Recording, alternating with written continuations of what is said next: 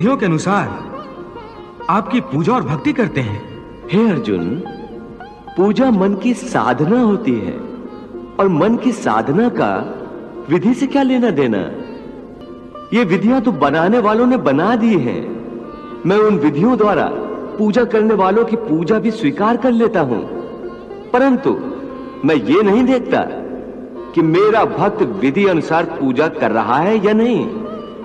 केवल पूजा करने वाले की भावना देखता हूं, उसके मन में मेरे प्रति प्रेम और भक्ति भाव है या नहीं, ये देखता हूं। जिस पूजा में विधि ही विधि हो और प्रेम तथा भक्ति ना हो, उस पूजा द्वारा कोई भी मुझे प्राप्त नहीं कर सकता। वाह प्रभु वाह। मुझे संपूर्ण साधने की एक ही शर्त है, मुझ में मन लगाए, मेरा ध्यान लगाए।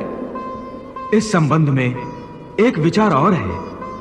आपका ध्यान लगाते समय मन में केवल आप रहें और संसार का कोई विचार बाधा ना डाले। इसका कोई तरीका तो होगा? हाँ, एक आसान तरीका तो है, परंतु वो कोई विधि नहीं है, बल्कि एक गुर है, एक योगिक कला है, जिससे ध्यान लगाने में बड़ी सहायता होती है।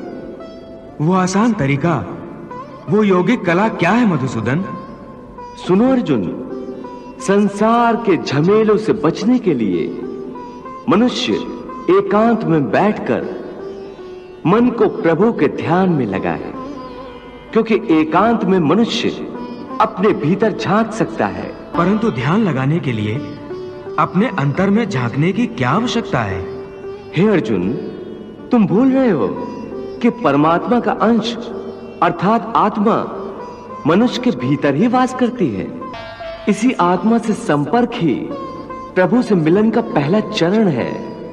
इसलिए हे अर्जुन, जो मुझसे मिलन चाहता है, उसे सबसे पहले अपने अंतर में ही झांकना चाहिए। और यह तभी संभव हो सकता है जब मनुष्य का अपना शरीर उसके नियंत्रण में हो। यदि देह काबू में ना हो, तो मनुष्य को ध्यान लगाने का उद्देश्य नहीं मिल पाएगा।